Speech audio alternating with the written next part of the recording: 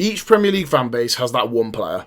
A player they hate so much that their name is replaced by the word Judas in the stands. A player they hate so badly that the mere mention of their name causes anger. It might be because of a mistake, a betrayal, or a moment that they simply can't be forgiven for. Today I'm breaking down the player that each Premier League fan base hates the most. And trust me, some of these are going to be seriously controversial. If you disagree with any of them, the comment section's wide open. Get yourself involved, leave your opinion, and let's get right into the video. For Arsenal, there were a few, but I landed on Robin van Persie. I mean, look, there's been a lot of different players who have left Arsenal in various different ways and have gone on to have good careers. You saw it quite a lot at the end of the late Wenger era, but for me, that Robin van Persie move definitely takes the crown. I mean, coming off the back of an era when Manchester United and Arsenal were big rivals. I mean, remember Pizzagate, the battles that Vieira and Keane would have, the fact that United broke the invincible streak as well, and then their best striker, their best player, goes and joins Sir Alex at United. Yeah, criminal. He goes and wins them the Premier League title pretty much single-handedly as well, something that Arsenal hadn't managed to do in years. Just stunk. Whole situation stunk. And the Guard of Honour, we all know the Guard of Honour memes that still go around today. That really rubs salt into the wounds. For Aston Villa, it's the snake himself, Fabian Delph. And being a Villa fan myself, I can confirm that the anger surrounding this departure was like one that I've not ever seen before, really. Delph came out amid speculation that he might leave and said, and I quote, "I love the club, I love being here, and this is my club," before swiftly departing to Manchester City for a fee of around £8 million. Now, everybody knew he was probably going to move on. He was good, he pushed into the England squad. But we stood by the bloke when he had season-long injuries, broken legs, built his career when nobody else wanted him. And it felt like the biggest backstabbing ever. I mean, that summer we lost Benteke, Vlaar, Delph, and relegation was pretty much inevitable.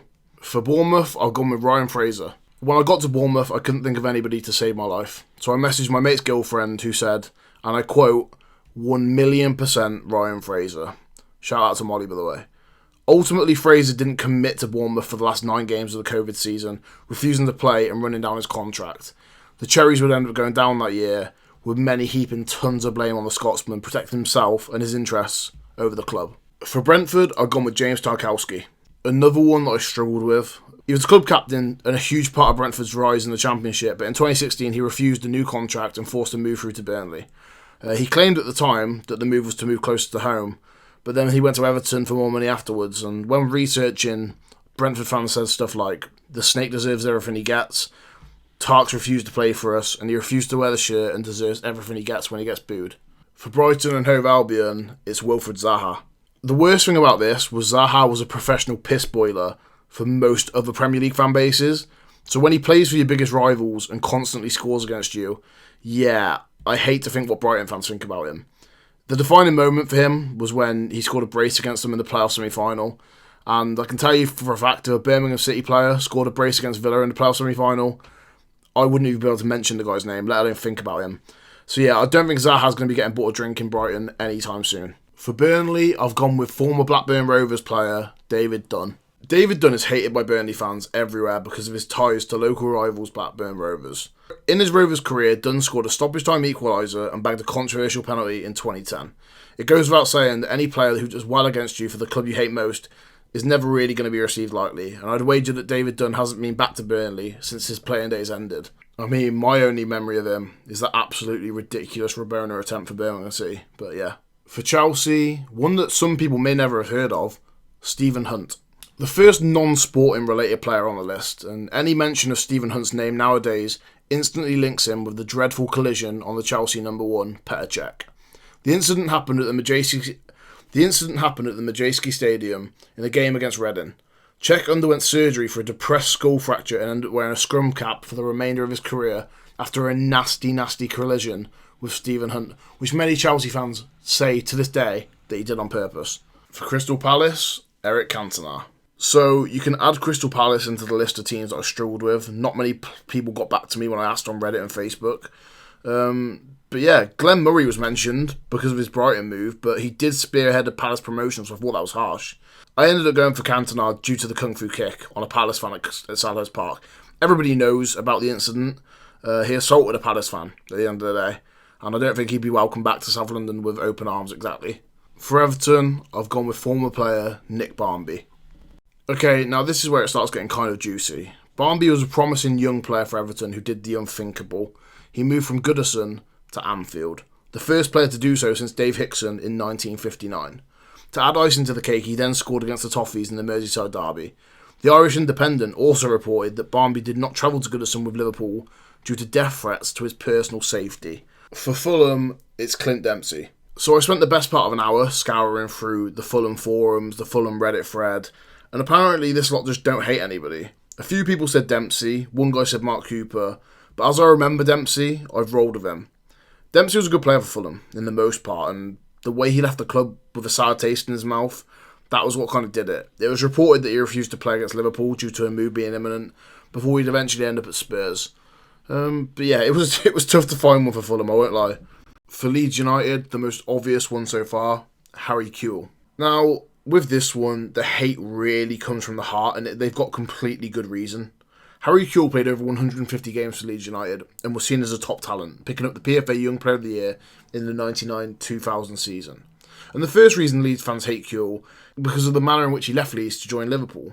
He gave an interview to the BBC shortly before the move, strongly criticising the club and the staff. His legacy was officially over and destroyed though when he moved to Galatasaray. Now, anybody who knows the history of these two clubs will understand why this move was incomprehensible and disgusting. He was a Leeds player when two of their fans were murdered in attacks before a UEFA Cup semi-final against Galatasaray in Istanbul in April 2000. And if any player, ex-coach, ex-manager goes to Galatasaray, they're instantly disregarded by the Ellen Road faithful and completely validated to do so. So, yeah, they hate Kewell, and rightly so. For Manchester City, it's Joey Barton. I mean, who doesn't hate Joey Barton? To start things off, the bloke's an absolute tool. But Man City fans hate him for more so what he did at training when he played for Manchester City than what he did personally to them. He got in a fight with Usman Dabo. I hope I said that right. And he left him in hospital, he assaulted him, and left him seriously injured. Carlos Tevez made one decision that guaranteed Manchester United fans would turn on him forever. And kind of understandably, he went to Manchester City, one of United's biggest rivals. Tevez was a key part of the United Champions League winning side, and he was loved for his work rate, big game mentality, and not even that, the players loved him. Rooney's came out and done tons of interviews where he says Tevez is one of his favourite players to play with. He left and crossed the ultimate line by joining Manchester City. Now, this is important because this era in Manchester was very power shifty. Even before Sir Alex left, City were on the rise. United weren't the force they once were. Yes, they won the league in 2013, but that team was nothing compared to previous teams they've had. Overall, it was a bad move for United at the time, one of their best players leaving to their biggest rivals. And yeah, the Welcome to Manchester billboard will forever have a key place in Premier League legacy. For Newcastle United, I've gone with Michael Owen. When Newcastle signed Michael Owen from Real Madrid, it was seen as somewhat of a coup. He was still considered an elite level striker and had the Geordies very excited. But for 4 years, he stank out of the place. Whilst he was constantly on the treatment table, picking up more than 120k a week in wages, Owen was never seen as being committed to the club truly.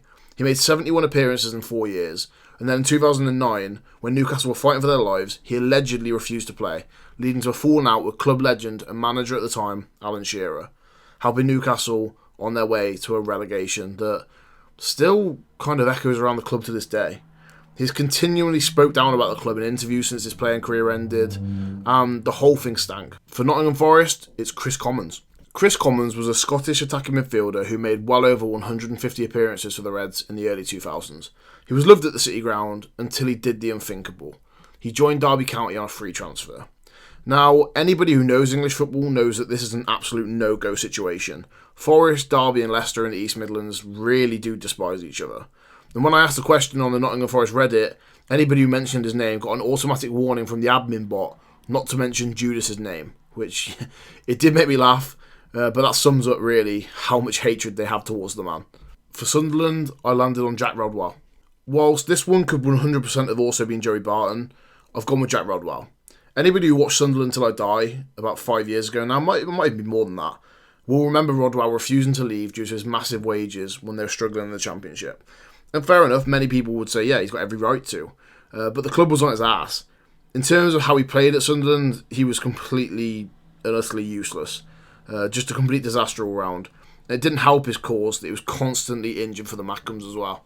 For Tottenham Hotspur, you guessed it, it's Sol Campbell. Need I say much for this one, to be honest, lads?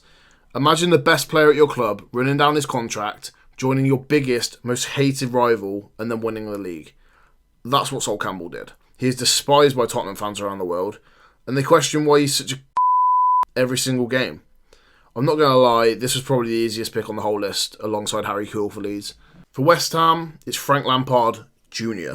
Frank Lampard's name still divides West Ham fans, and it probably always will. Lampard came through the club's academy, the son of a West Ham legend Frank Lampard Sr., and many fans expected him to carry on the family legacy. Instead, he was sold to Chelsea in the early 2000s. At Stamford Bridge, Lampard became a club legend, winning titles, scoring against West Ham, and celebrating every single time. And I'll be honest, after seeing how good Lampard's career went on to be, I'd be a bit sick myself if I was an Irons fan. I mean, we've all seen that famous press conference by Harry Redknapp at the time when he was West Ham gaffer, and if that wasn't getting West Ham fans excited back then I don't know what will have. So yeah, I can imagine at the time this one really hurt. Really, really hurt. For Wolverhampton Wanderers, it's ex-Baggy striker Lee Hughes. Hughes was involved in a drink-driving crash that tragically killed a young man. The seriousness of the incident, combined with Hughes' continuing football career afterwards, left many fans furious. For all supporters, he became more than just a rival striker. He symbolised everything they despised about the other side of the Black Country. It's a hatred rooted in rivalry, tragedy, and moral outrage that's never really faded. And sure, West Brom fans massively condemn what Hughes did and don't support him in any way. But when a rival striker does that, yeah, it's always going to be a little bit more aggressive. Just want to thank you all for watching this video.